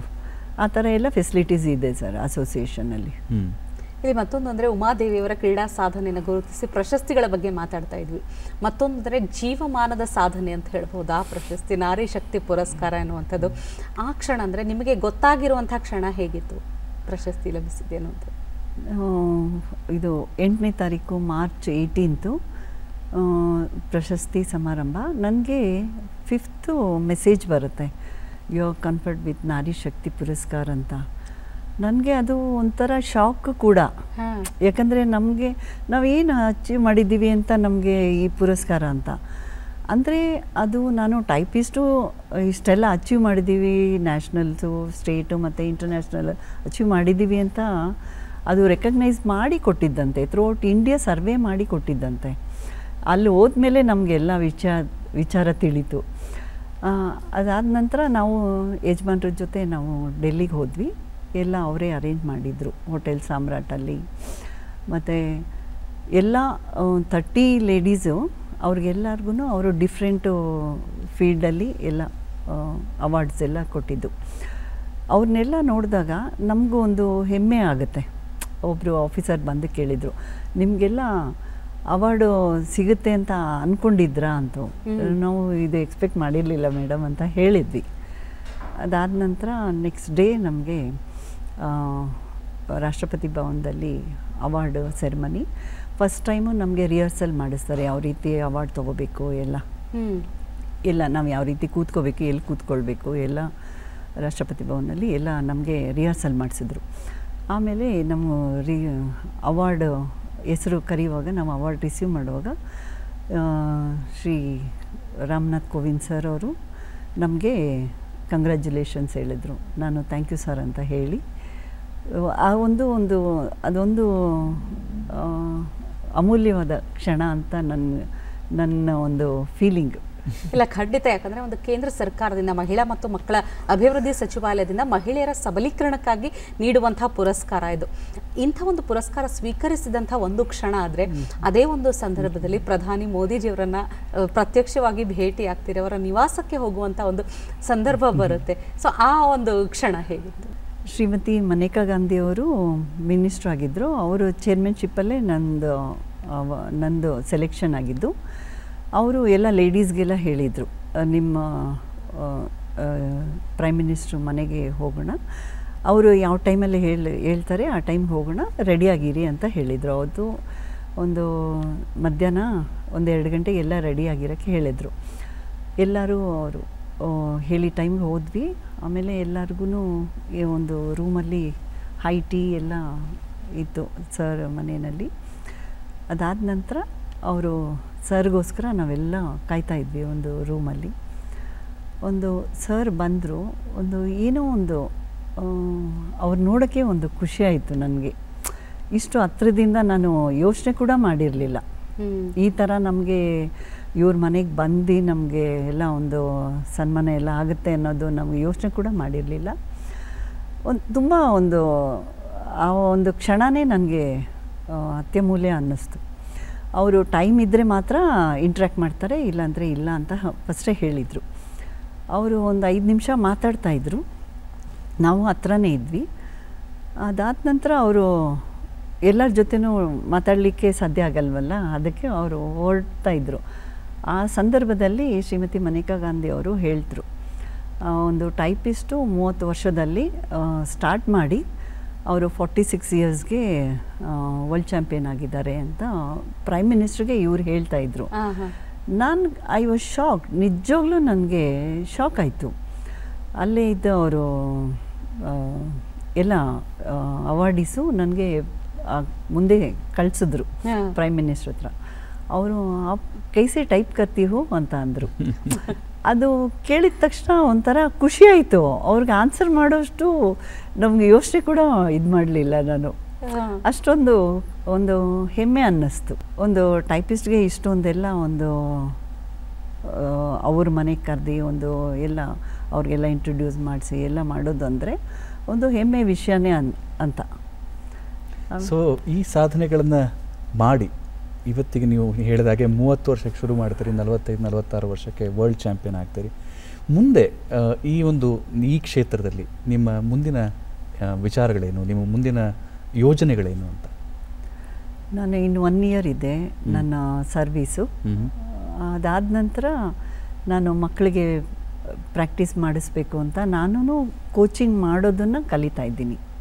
ಯಾಕಂದರೆ ಮಕ್ಕಳಿಗೆ ಹೇಳ್ಕೊಡೋದು ಅಷ್ಟು ಸುಲಭ ಅಲ್ಲ. ಇವಾಗ ನನಗೆ ನೀವು ಯಾರಾದರೂ ಹೇಳ್ಕೊಟ್ರೆ ನಾನು ಪ್ರಾಕ್ಟೀಸ್ ಮಾಡ್ತೀನಿ. ನಮಗೆ ಹೇಳ್ಕೊಡ್ಬೇಕು ಅಂದರೆ ಅದಕ್ಕೆ ಟ್ಯಾಲೆಂಟ್ ಇರಬೇಕು. ಅದನ್ನು ನಾನು ಇವಾಗ ಸ್ಟಾರ್ಟ್ ಮಾಡಿದ್ದೀನಿ ಕಲೀಲಿಕ್ಕೆ. ಈಗ ಬಹುತೇಕ ಬೇರೆ ಕ್ಷೇತ್ರಗಳಲ್ಲಿ ನಾವು ಕಲಿಯುವಾಗ ಎಷ್ಟೋ ಕಲ್ತಿರ್ತೀವಿ, ಇನ್ನೊಬ್ಬರಿಗೆ ಕಲಿಸುವಾಗ ಮಾತ್ರ ಇನ್ನೂ ಹೆಚ್ಚು ನಮಗೆ ಒಂದು ಜ್ಞಾನಾರ್ಜನೆ ಆಗುತ್ತೆ, ಹೆಚ್ಚು ಕಲಿಬೇಕಾಗತ್ತೆ. ಯಾಕಂದರೆ ಮಕ್ಕಳಾಗಿರಬಹುದು, ಅಲ್ಲಿ ಬಂದಿರುವಂಥವರು ಒಂದು ಪ್ರಶ್ನೆ ಕೇಳಿದಾಗ ಅದನ್ನು ಉತ್ತರಿಸುವಂಥ ಒಂದು ಚಾಣಾಕ್ಷತೆ ನಮ್ಮಲ್ಲಿ ಇರಬೇಕಾಗುತ್ತೆ. ಅದೇ ರೀತಿ ಅಂದರೆ ಎಲ್ಲರೂ ರಿಟೈರ್ಮೆಂಟ್ ಅಂದರೆ ಒಂದು ವಿಶ್ರಾಂತಿಯ ಜೀವನ ಅಂತ ಪ್ಲಾನ್ ಮಾಡ್ತಾ ಇರ್ತಾರೆ, ಆದರೆ ತಾವು ರಿಟೈರ್ಮೆಂಟ್ ಜೊತೆಗೆ ಒಂದು ಹೊಸ ಆರಂಭದ ಬಗ್ಗೆ ಯೋಚನೆ ಮಾಡ್ತಾ ಇದ್ದಾರೆ. ಏನೆಲ್ಲ ತಯಾರಿಗಳು ನಡೀತಾ ಇದೆ ಈ ನಿಟ್ಟಿನಲ್ಲಿ? ನಮ್ಮ ತಾಯಿಯವರು ಮಕ್ಕಳಿಗೆಲ್ಲ ಜಾಗ ಕೊಟ್ಟರು. ನನ್ನ ಪೋರ್ಷನಲ್ಲಿ ನಾನು ಒಂದು ಟೇಬಲ್ ಹಾಕಿದ್ದೀನಿ, ಒಂದು ಎಲ್ಲ ಒಂದು ಕೆಲವೊಂದು ಟ್ರೋಫಿನೆಲ್ಲ ಇಟ್ಟಿದ್ದೀನಿ, ಕೆಲವೊಂದು ಫೋಟೋಸ್ ಎಲ್ಲ ಹಾಕಿದ್ದೀನಿ ಈಗಲೇ. ತಾವು ಬಿಲಿಯರ್ಡ್ಸ್ ಸ್ನೂಕರ್ ಆಡುವಂಥ ಹಂತದಲ್ಲಿ, ಕಲಿಯುವಂಥ ಹಂತದಲ್ಲಿ ತಮಗೆ ಅರವಿಂದ್ ಸವೂರ್ ಅವರಾಗಿರ್ಬೋದು, ಜಯರಾಮ್ ಅವರಾಗಿರ್ಬೋದು, ಅನೇಕ ಗುರುಗಳು ಸಿಕ್ಕಿದ್ದಾರೆ. ಇನ್ನು ನೀವು ಹೇಳಿದ್ರೆ ಈಗ ಕೋಚಿಂಗ್ ಕೊಡೋದಕ್ಕೂ ಅಂದರೆ ಅದಕ್ಕೂ ಒಂದು ಕಲಿಕೆಯ ಪ್ರಾಸೆಸ್ ಇರುತ್ತೆ ಅನ್ನೋಂಥದ್ದು. ಅಂದರೆ ಯಾರ ಬಳಿ ಕಲಿಯೋದಕ್ಕೆ ಆರಂಭಿಸಿದ್ದೀರಾ, ಹೇಗೆ ಅದು ಕೋಚಿಂಗ್ ಪಡೆದುಕೊಳ್ಳಿ? ನನ್ನ ತಂಗಿ ಮಗಳಿಗೆ ಇವಾಗ ಶ್ರೀ ಅರವಿಂದ್ ಸವೂರು ಕೋಚ್ ಮಾಡ್ತಾ ಇದ್ದಾರೆ. ಓಕೆ. ಕೆಲವೊಂದು ಟೀಚಿಂಗು ಮೆಥಡ್ ಗೊತ್ತಿರಬೇಕು, ಯಾವ ರೀತಿ ಅವ್ರಿಗೆ ಬಾಡಿ ಲ್ಯಾಂಗ್ವೇಜ್ ಇರ್ಬೋದು ಅಥವಾ ಟೇಬಲ್ ಮೇಲೆ ಯಾವುದೇ ಒಂದು ಇದ್ದಿದ್ರೂ ನಮಗೆ ಟೀಚಿಂಗ್ ಮೆಥಡ್ ಗೊತ್ತಿರಬೇಕು. ಅದನ್ನು ನಾನು ಇವಾಗ ಕಲಿತಾ ಇದ್ದೀನಿ. ನೀವು ಹೇಳಿದ ಹಾಗೆ ಬೇರೆ ಬೇರೆ ದೇಶಗಳಿಗೆ ಹೋಗಿ ಅಲ್ಲಿ ಈ ಗೇಮ್ಗಳನ್ನು ಆಡೋದಕ್ಕಿಂತ ಮುಂಚೆ ನಿಮ್ಮ ಸೆಲೆಕ್ಷನ್ ಆಗುತ್ತೆ, ಅದಕ್ಕೆ ನ್ಯಾಷನಲ್ ಲೆವೆಲ್ ರ್ಯಾಂಕಿಂಗ್ ಅಂತ ಇರುತ್ತೆ ಅಂತ ನೀವು ಹೇಳಿದ್ರಿ. ಆ ನ್ಯಾಷನಲ್ ಲೆವೆಲ್ ರ್ಯಾಂಕಿಂಗನ್ನು ಯಾವ ಮಾನದಂಡದ ಮೇಲೆ ಕೊಡ್ತಾರೆ ಸರ್? ಇವಾಗ ಸ್ಟೇಟ್ ನಂಬರ್ 1 and 2 ಆದರೆ ನ್ಯಾಷನಲ್ಸಿಗೆ ಕಳಿಸ್ತಾರೆ. ಅಥವಾ ಇವಾಗ ನೀವು ನಿಮ್ಗೆ ಬಿಲಿಯರ್ಡ್ಸ್ ಆಡೋಕ್ಕೆ ಬರುತ್ತೆ, ನೀವು ಕೂಡ ನ್ಯಾಷನಲ್ಸ್ ಆಡ್ಬೋದು. ಲೇಡೀಸ್ಗೆ, ಮೆನ್ಗೆ ಮಾತ್ರ 1 and 2 ಮಾತ್ರ ಅವರು ಸೆಲೆಕ್ಟ್ ಮಾಡ್ತಾರೆ. ಇಲ್ಲಾಂದರೆ ಅಲ್ಲೇ ಹೋಗಿ ಕ್ವಾಲಿಫೈ ಆಗಬೇಕಾಗತ್ತೆ ಮೇನ್ ಡ್ರಾಗೆ. ಅದೇನೇನು ಪ್ರೋಸೆಸ್ ಇದೆ ಹುಡುಗರಿಗೆ. ಲೇಡೀಸ್ಗೆ ಆ ಥರ ಏನು ಪರ್ಟಿಕ್ಯುಲರ್ ಆ ಥರ ಏನಿಲ್ಲ ಸರ್, ಯಾರು ಬೇಕಾದರೂ ಆಡ್ಬೋದು. ಇವಾಗ ನೀವು ಒಂದು 3 months 6 months ಪ್ರಾಕ್ಟೀಸ್ ಮಾಡಿದ್ರೆ ಸ್ಟೇಟು ಆಡ್ಬೋದು, ನ್ಯಾಷನಲ್ಸ್ ಆಡ್ಬೋದು. ಸೊ ಇಲ್ಲಿ ಅಂದರೆ ನೀವು ಹೋದಾಗ ಇಂಟರ್ನ್ಯಾಷನಲ್ ಚಾಂಪಿಯನ್ಶಿಪ್ಪಲ್ಲಿ ಹೋದಾಗ ಏನು ಹೊಸತನವನ್ನು ಕಂಡುಕೊಂಡ್ರಿ? ಅಂದರೆ ಒಂದು ಸ್ಟೇಟ್ ಲೆವೆಲಲ್ಲಿ ಆಡೋದು ಒಂದು ಹಂತ ಆದರೆ ಇಂಟರ್ನ್ಯಾಷನಲ್ ಲೆವೆಲಲ್ಲಿ ಆಡುವಂಥದ್ದು ಅಲ್ಲಂದರೆ ಹೊಸ ಮಾದರಿಯ ಒಂದು ಬಿಲಿಯರ್ಡ್ ಸ್ನೂಕರ್ಗಳನ್ನು ನೋಡಿದ್ರೆ, ಅಥವಾ ಎಲ್ಲ ಕಡೆಯೂ ಅದೇ ರೀತಿ ಒಂದು ಮಾದರಿಗಳನ್ನು ನೋಡಬಹುದಾ, ಹೇಗೆ? ಅಲ್ಲಿ ಎಲ್ಲ ಮೇಡಮ್, ಅಲ್ಲಿ ಬಾಡಿ ಲ್ಯಾಂಗ್ವೇಜು ಸ್ವಲ್ಪ ಹೈ ಆಗಿರುತ್ತೆ. ಯಾಕಂದರೆ ಅವರು ಒಂದು 8 hours 10 hours ಪ್ರಾಕ್ಟೀಸ್ ಮಾಡ್ತಾರೆ, ಅದರಲ್ಲೇ ಇರೋದ್ರಿಂದ ಬಾಡಿ ಲ್ಯಾಂಗ್ವೇಜು ಅದು ಎಫೆಕ್ಟಿವ್ ಅನ್ನಿಸ್ತು ನನಗೆ. ನಾವು ಒಂದು ಸ್ವಲ್ಪ 2-3 hours ಆಡ್ತೀವಲ್ಲ, ಅಷ್ಟು ಎಫೆಕ್ಟಿವ್ ಆಗಿರೋದಿಲ್ಲ. ಮತ್ತು ನಮ್ಮದು ಅಷ್ಟೊಂದು ಬೆಳಗಿಂದ ಸಾಯಂಕಾಲವರೆಗೂ ಕೆಲಸ ಮಾಡಿರ್ತೀವಿ, ಅಷ್ಟೊಂದು ರಿಗರಸ್ ಆಗಿರೋದಿಲ್ಲ ಬಾಡಿ. ಅದನ್ನು ಒಂದು ಸ್ವಲ್ಪ ಅದೊಂದು ಕಲ್ತ್ಕೊಂಡೆ, ಅದು ಸ್ವಲ್ಪವಾಗಿ ಕಲ್ತ್ಕೊತಾ ಬಂದೆ ನಾನು. ಮತ್ತು ಅವ್ರು ಆಡೋ ರೀತಿ ಇರ್ಬೋದು, ಅವರ ಸ್ಟೈಲ್ ಇರ್ಬೋದು, ಅದನ್ನೆಲ್ಲ ಒಂದು ಸ್ವಲ್ಪ ನೋಡಿ ಕೂಡ ಕಲ್ತಿದ್ದೀನಿ. ಮೇಡಮ್, ನೀವು ವರ್ಲ್ಡ್ ಚಾಂಪಿಯನ್ಶಿಪ್ ಅಲ್ಲಿ ಹೋದಾಗ ಆ ಒಂದು ವಿಶೇಷ ಅನುಭವ ಅಂದರೆ ಮರೆಯಲಾರದ ಕ್ಷಣ ಅಂತ ಹೇಳ್ತಾ ಇದ್ರೆ, ಹೇಳಿ. ನಾನು ವರ್ಲ್ಡ್ ಚಾಂಪಿಯನ್ಶಿಪ್ ಗೆದ್ದ ತಕ್ಷಣ ಸಹ ಅಲ್ಲಿದ್ದಂಥ ಇದು world ladies billiards association president ಮತ್ತು ವರ್ಲ್ಡ್ ಬಿಲಿಯರ್ಡ್ಸ್ ಸೆಕ್ರೆಟ್ರಿ ಅವರಿಬ್ಬರು ಬಂದು ನನಗೆ ಹೇಳಿದರು, ವರ್ಲ್ಡ್ ಚಾಂಪಿಯನ್ಶಿಪ್ಗೆ ಇನ್ವೈಟ್ ಮಾಡಿದ್ರೆ ಇಂಗ್ಲೆಂಡ್ಗೆ ಬರ್ತೀರಾ ಅಂತ. I was shocked. ನನಗೆ ಒಂಥರ ಅಚ್ಚರಿ ಆಯಿತು. ಯಾಕಂದರೆ ನಮಗೆ ಅದು ಗೆಲ್ಲೋದೇ ಒಂದು ದೊಡ್ಡ ವಿಷಯ. ಅಂಥದ್ರಲ್ಲಿ ಈ ಥರ ಅಂದಾಗ ನನಗೆ ತುಂಬ ಖುಷಿ ಆಯಿತು. ನೆಕ್ಸ್ಟು ಒಂದು 7-8 monthsಲ್ಲಿ ನನಗೆ ಇನ್ವಿಟೇಷನ್ ಬರುತ್ತೆ ಮೆನ್ ಜೊತೆ ಆಡಲಿಕ್ಕೆ, ಬಿಲಿಯರ್ಡ್ಸ್ ಆಡಲಿಕ್ಕೆ, ಟೈಮ್ ಫಾರ್ಮೆಟು ಮತ್ತು ಪಾಯಿಂಟ್ಸ್ ಫಾರ್ಮೆಟು. ಅದರಲ್ಲಿ ನಾನು ಟೈಮ್ ಫಾರ್ಮೆಟಲ್ಲಿ ಲೀಗ್ ಮ್ಯಾಚಿಂದ ಕ್ವಾಲಿಫೈ ಆಗಿ ಲಾಸ್ಟ್ 32ನಲ್ಲಿ ನಮ್ಮ ಇಂಡಿಯನ್ ಬಿಲಿಯರ್ಡ್ ಸ್ಟಾರು ಶ್ರೀ ಗೀತ್ ಸೇತಿ ಅವ್ರ ಜೊತೆ ಆಡಿದ್ದೀನಿ. ಅವ್ರ ಜೊತೆ world champion, 8 times world champion, ಅವ್ರ ಜೊತೆ ಆಡಿದ್ದೀನಿ. ಮತ್ತು ಇಲ್ಲಿ ಪಾಯಿಂಟ್ಸ್ ಫಾರ್ಮೆಟಲ್ಲಿ ಬಿಲಿಯರ್ಡ್ಸ್ ಲೆಜೆಂಡ್ ಅಂತಲೇ ಹೇಳ್ತಾರೆ, ಮೈಕ್ ರಸಲ್, ಅವ್ರ ಜೊತೆ ಪಾಯಿಂಟ್ಸ್ ಫಾರ್ಮೆಟಲ್ಲಿ ಆಡಿದ್ದೀನಿ. ಅದೊಂದು ಖುಷಿ ಕೊಡುವಂಥ ವಿಚಾರ. ಇಲ್ಲಿ ನಮ್ಮ ಪಂಕಜ್ ಅದ್ವಾನಿ 27 times ವರ್ಲ್ಡ್ ಚಾಂಪಿಯನ್ನು, ಅವ್ರ ಜೊತೆ ನಾನು ಇಲ್ಲಿ ಈಸ್ಟ್ ಕಲ್ಚರಲ್ ಅಸೋಸಿಯೇಷನಲ್ಲಿ ಬಿಲಿಯರ್ಡ್ಸ್ ಟೂರ್ನಮೆಂಟ್ ಇಡ್ತಾರೆ, ಆವಾಗ ಅವ್ರ ಜೊತೆನೂ ಆಡಿದ್ದೀನಿ. ಈ ಥರ ಎಲ್ಲ ಟೂರ್ನಮೆಂಟ್ ಟಾಪ್ ಪ್ಲೇಯರ್ಸ್ ಜೊತೆ ಎಲ್ಲ ಆಡಿದ್ದೀನಿ ಅನ್ನೋದೇ ಒಂದು ಹೆಮ್ಮೆ ವಿಷಯ. ಮೇಡಮ್, ಅದರಲ್ಲಿ ಏನು ವಿಭಿನ್ನತೆಯನ್ನು ನೀವು ಎಕ್ಸ್ಪೀರಿಯನ್ಸ್ ಮಾಡಿದ್ರಿ ಅಂತ ಹೇಳಬೇಕು. ಯಾಕಂದರೆ ಒಬ್ಬ ಎದುರಾಳಿ ನಾರ್ಮಲ್ ನಿಮ್ಮ ರೀತಿಯೇ ಒಂದು ಕಲಿತು ಆಡುವಂಥದ್ದು ಒಂದು ಹಂತ ಆದರೆ, ಈ ರೀತಿ ವರ್ಲ್ಡ್ ಚಾಂಪಿಯನ್ಶಿಪ್ ಸಿಕ್ಕಾಪಟ್ಟೆ ಸಲ ಅಂದರೆ ಆ ಥರ ಒಂದು ಆಟಗಾರಿಕೆಯನ್ನು ತಾವು ನೋಡಿದಾಗ ಏನು ವಿಭಿನ್ನತೆ ಅಂತ ಅನ್ನಿಸ್ತು? ಮೇಡಮ್, ಅವ್ರ ಜೊತೆ ಆಡಬೇಕಂದ್ರೆ ನಾವು ಒಂದು 8-10 hours ಪ್ರಾಕ್ಟೀಸ್ ಮಾಡಬೇಕು. ಅದೇನು ಸಾಧ್ಯ ಇಲ್ಲ ಅನ್ನೋದೇನಿಲ್ಲ, ಮಾಡಬೇಕು. ಆ ಥರ ನಮಗೆ ಅಷ್ಟೊಂದು ಟೈಮು ಇರೋದಿಲ್ವಲ್ಲ, ಅದರಿಂದ ನಾವು ಎಷ್ಟು ಆಡ್ತೀವೋ ಅಷ್ಟರಲ್ಲೇ ತೃಪ್ತಿ ಪಟ್ಕೋಬೇಕಾಗತ್ತೆ. ಯಾಕಂದರೆ ಅವರೆಲ್ಲ ಬ್ರೇಕ್ ಹಾಕಿದ್ರೆ 200 300 ಆ ಥರ ಎಲ್ಲ ಬ್ರೇಕ್ ಆಗ್ತಾರೆ. ಇವಾಗ ನಾವು ನಮ್ಮ ಲಿಮಿಟ್ ಏನಂದರೆ ಇವಾಗ 50 90 ಅಷ್ಟೇ, ಅದೇ ಲಾಸ್ಟ್, 99 ಅದೇ ಲಾಸ್ಟ್ ಅನಿಸುತ್ತೆ. ಆ ಥರ ನಮ್ಮದು ರೇಂಜ್ ಅಷ್ಟೇ ಇರುತ್ತೆ. ಒಂದೊಂದ್ಸಲಿ 2ಗೂ ಔಟ್ ಆಗುತ್ತೆ, 3ಗೂ ಬಿಟ್ಬಿಡ್ತೀವಿ, ಆ ಥರ ಎಲ್ಲ ಇರುತ್ತೆ. ಸೊ ನಿಮ್ಮ ಮಾತಿನಲ್ಲೇ ಮತ್ತೊಂದು ನನ್ನ ಕುತೂಹಲ ಹುಟ್ಕೊಳ್ತಂದ್ರೆ ಈ ಟೈಮ್ ಫಾರ್ಮ್ಯಾಟ್ ಅನ್ನೋಂಥದ್ದು, ಪಾಯಿಂಟ್ಸ್ ಫಾರ್ಮ್ಯಾಟ್ ಅನ್ನೋಂಥದ್ದು ಯಾವ ಥರ ರೂಲ್ಸ್ ಇರುತ್ತೆ ಮೇಡಮ್ ಇದು ಆಟದಲ್ಲಿ? ಟೈಮ್ ಫಾರ್ಮ್ಯಾಟ್ ಅಂದರೆ ಇವಾಗ 1 ಅವರ್ ಇರುತ್ತೆ. 1 ಅವರಲ್ಲಿ ಯಾರು ಹೈಯೆಸ್ಟ್ ಮಾಡ್ತಾರೆ ಅವರು winner. Okay. Time points format ಅಂದರೆ ಇವಾಗ ಬೆಸ್ಟ್ ಆಫ್ 3 150 ಇರುತ್ತೆ. ಅದರಲ್ಲಿ ಯಾರು 2 ಫ್ರೇಮ್ಸ್ ಹೊಡಿತಾರೆ, ಇವಾಗ 2 ಫ್ರೇಮ್ಸ್ ಕಂಟಿನ್ಯೂಸ್ ನೀವೇ ಹೊಡೆದ್ರೆ ನೀವೇ ವಿನ್ನರು. ಇಲ್ಲ 1-all ಆದಾಗ 3rd ಫ್ರೇಮು ಯಾರು ಹೊಡಿತಾರೆ ಅವ್ರು ವಿನ್ನರ್. ಆ ಥರ ಪಾಯಿಂಟ್ಸ್ ಫಾರ್ಮೆಟಲ್ಲಿ ಇವಾಗ 150 ಇರುತ್ತೆ, ಅದು ಯಾರು ಹೈಯೆಸ್ಟ್ ಮಾಡ್ತಾರೆ ಅವರು. ಆ ಥರ ಬಿಲಿಯರ್ಡ್ಸ್. ನಿಮ್ಮ ಏಕಾಗ್ರತೆಯನ್ನು ಹೆಚ್ಚಿಸ್ಕೊಳ್ಳೋದಕ್ಕೆ ನೀವು ಬೇರೆ ಬೇರೆ ಆಸಕ್ತಿಕರ ವಿಷಯಗಳನ್ನು ಕಲಿತಾ ಇದ್ದೀರಿ. ಅದರಲ್ಲಿ ಸಂಗೀತ ಕೂಡ ಒಂದು. ಅದ್ರ ಬಗ್ಗೆನೂ ಹೇಳಬೇಕು ನೀವು.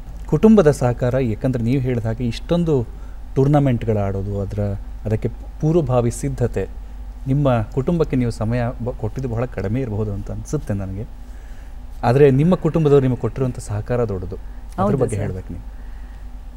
ಸರ್, ಇಲ್ಲಿ ಎಲ್ಲರೂ ನನಗೆ ಯಾವುದೇ ಒಂದು ಟೂರ್ನಮೆಂಟ್ ಆಗಲಿ ನನಗೆ ಯಾರೂ ಯಾವುದೇ ಒಂದು ಕೆಲಸ ಏನು ಇದು ಮಾಡೋದಿಲ್ಲ. ಎಲ್ಲ ಅವರವರು ನನಗೆ ಬಂದು ನನ್ನ ಸಿಸ್ಟರ್ಸ್ ಆಗಲಿ ಯಾರಾದರೂ ಆಗಲಿ ಯಜಮಾನ್ರಾಗಲಿ ಅವ್ರ ಅಕ್ಕ ಕೂಡ ನನಗೆ ಅಡುಗೆ ಒಂದು ಸಾಂಬಾರಾಗಲಿ ಏನೇ ಒಂದು ಸಿಂಪಲ್ ಇರ್ಬೋದು ಅದು, ಬಟ್ ಅದನ್ನೆಲ್ಲ ಮಾಡಿಕೊಡೋದ್ರಿಂದ ನನಗೆ ಟೈಮು ಸೇವ್ ಆಗುತ್ತೆ. ಈ ಆಟದಲ್ಲಿ ಒಂಚೂರು ತೊಡಗಿಸ್ಕೊಳ್ಳೋಕ್ಕೆ ಟೈಮ್ ಸಿಗುತ್ತೆ ನನಗೆ. ಈ ರೀತಿ ಎಲ್ಲ ಸಹಕಾರ ಮಾಡ್ತಿದ್ದಾರೆ. ಸೊ ನೀವು ಅಂದರೆ ಬಿಲಿಯರ್ಡ್ಸ್ ಆಗಿರ್ಬೋದು, ಸ್ನೂಕರ್ ಗೇಮ್ ಆಗಿರಬಹುದು, ನೀವು ಆರಂಭಿಸಿದ್ದು ಬಹಳ ಲೇಟಾಗಿ. ಆದರೆ ನೀವು ಈಗ ಏನಾದರೂ ಸಲಹೆ ಕೊಡಬೇಕು ಅಂದಾಗ ಇವತ್ತಂದರೆ ಯಾವ ವಯಸ್ಸಿಗೆ, ಅಂದರೆ ಇಂಥ ಒಂದು ನಿರ್ದಿಷ್ಟ ವಯಸ್ಸಿಗೆ ಕಲಿಬೇಕು ಅಂತ ಸಲಹೆ ಕೊಡ್ತೀರಾ, ಅಥವಾ ಏನು ತಯಾರಿ ಮಾಡ್ಕೊಂಡು ಬರಬೇಕು ಅಂತ ಹೇಳ್ತೀರಿ ಈ ಒಂದು ಆಟವನ್ನು ಕಲಿಬೇಕು ಅಂದರೆ? ಏನಿಲ್ಲ ಮೇಡಮ್, ಅವರು ಒಂದು 10, 11, 12 ಆ ಥರ ಇದ್ರೂ ಕೂಡ ಅವರು ಟೇಬಲ್ ರೀಚ್ ಆಗೋದಿದ್ದರೆ ಸಾಕು. ಯಾಕಂದರೆ ಅವ್ರಿಗೆ ನನ್ನ ಹೇಳೋದ ಪ್ರಕಾರ ಒಂದು 80% ಸ್ಟಡಿ ಕಾನ್ಸಂಟ್ರೇಟ್ ಮಾಡಿ, ಒಂದು 20% ಈ ಗೇಮಲ್ಲಿ ಇರಿ. ಅಂದರೆ ಬಿಲೋ 15 ಇದ್ದರೆ ಹುಡುಗರಿಗೆ ಒಳ್ಳೆ ಸ್ಕಾಲರ್ಶಿಪ್ ಆಗಲಿ ಒಂದು ಇದಾಗಲಿ ಏನಾದರೂ ಒಂದು ಸಿಗುತ್ತೆ. ಈಗ ನಮಗೆ ಒಂದು ವರ್ಲ್ಡ್ ಚಾಂಪಿಯನ್ಶಿಪ್ಗೆ ಹೋಗೋಕ್ಕಾಗಲಿ, ಒಂದು ಸ್ಟೇಟು ನ್ಯಾಷನಲ್ಸ್ಗೆ ಹೋಗಲಿಕ್ಕೆ ಅವ್ರಿಗೆ ಎಲ್ಲ ರೀತಿ ಅನುಕೂಲ ಇದೆ. ಅದನ್ನು ನಾನು ಹುಡುಗರಿಗೆ ಬೇಗ ಕಲಿಯೋದಕ್ಕೆ ಸ್ಟಾರ್ಟ್ ಮಾಡಿ ಅಂತ ಹೇಳೋದಕ್ಕೆ ಇಷ್ಟಪಡ್ತೀನಿ. ಖಂಡಿತ ಬೇಗ ಕಲಿಬೇಕು. ಆದರೆ ಟೂರ್ನಮೆಂಟ್ನಲ್ಲಿ ಭಾಗವಹಿಸೋದಕ್ಕೆ ಏನಾದರೂ ವಯೋಮಿತಿ ಇರುತ್ತಾ ಮೇಡಮ್? ಏನಿಲ್ಲ ಮೇಡಮ್, ಇವಾಗ 9 ಇಯರ್ಸ್ ಹುಡುಗ ಕೂಡ ಹುಡುಗರ ಜೊತೆ ಆಡ್ಬೋದು. ಓಕೆ. ಅಂದರೆ ಮ್ಯಾಕ್ಸಿಮಮ್ ಏಜ್ ಲಿಮಿಟ್ ಅಂತ ಆ ಥರ ಏನಿಲ್ಲ ಮೇಡಮ್. ಅಂದರೆ ಇವಾಗ ಸಬ್ ಜೂನಿಯರ್ಸು ಸೀನಿಯರ್ಸ್ ಅಂತ ಇರುತ್ತೆ. ಸಬ್ ಜೂನಿಯರ್ಸು ಬಿಲೋ 17 ಇರುತ್ತೆ, ಬಿಲೋ 18 ಇರುತ್ತೆ, ಆಮೇಲೆ 21 ಜೂನಿಯರ್ಸ್ ಇರುತ್ತೆ ಸರ್. ಅದಾದ ನಂತರ ಇವರು ಕೂಡ ಸೀನಿಯರ್ಸ್ ಜೊತೆ ಆಡ್ಬೋದು, ಈ ಹುಡುಗರು ಕೂಡ ಆಡ್ಬೋದು. ಅಂಥ ಸ್ಟ್ಯಾಂಡರ್ಡ್ ಇರುತ್ತೆ. ಈಗಿನ ಕಾಲದ ಹುಡುಗರು ಎಲ್ಲ ಸ್ಮಾರ್ಟ್ ಇರ್ತಾರೆ, ಅಂಥ ಸ್ಟ್ಯಾಂಡರ್ಡ್ ಇದೆ ಮೇಡಮ್. ಸೊ ಉಮಾದೇವಿಯರೇ, ಬಿಲಿಯರ್ಡ್ಸ್ ಮತ್ತು ಸ್ನೂಕರ್ ಅನ್ನುವಂಥ ಬಹಳ ವಿರಳವಾದ ಕ್ರೀಡೆಯಲ್ಲಿ ಇಷ್ಟರ ಮಟ್ಟಿಗೆ ಸಾಧನೆ ಮಾಡೋದಕ್ಕೆ ಸಾಧ್ಯ ಅನ್ನೋದನ್ನು ತಾವು ನಿರೂಪಿಸಿದ್ದೀರಿ. ಸೊ ಈ ಇಡೀ ಒಂದು ಕ್ರೀಡಾ ಪಯಣವನ್ನು ತಾವು ಹಿಂತಿರುಗಿ ನೋಡಿದ್ರಿ. ಚಂದನದ ವಾಹಿನಿಯಲ್ಲಿ ತಾವು ಕೂತ್ಕೊಂಡು ಮಾತಾಡಿದ್ದು ಕಾರ್ಯಕ್ರಮದ ಬಗ್ಗೆ ತಮಗೆ ಕೊನೆಯದಾಗಿ ನಿಮ್ಮ ಅನಿಸಿಕೆ ಹೇಳೋದಾದರೆ? ವಾರದ ಅತಿಥಿಯಾಗಿ ನಾನು ಇಲ್ಲಿ ಬಂದು ಮಾತಾಡಿದ್ದು ನನಗೆ ತುಂಬ ಸಂತೋಷ ಆಯಿತು. ಈ ಒಂದು ಅವಕಾಶ ನೀಡಿದ್ದಕ್ಕೆ ಚಂದನ ವಾಹಿನಿಯವರಿಗೆ, ಎಲ್ಲ ಇಡೀ ತಂಡಕ್ಕೆ ನನ್ನ ಒಂದು ಧನ್ಯವಾದಗಳು. ನೀವು ಕೂಡ ಇಲ್ಲಿ ಬಂದು ನಿಮ್ಮ ಮನಸ್ಸಿನ ಮಾತುಗಳನ್ನು ಹಂಚಿಕೊಂಡ್ರಿ, ಬಹಳ ಸಂತೋಷ ಆಯಿತು, ಖುಷಿ ಆಯಿತು. ಧನ್ಯವಾದ.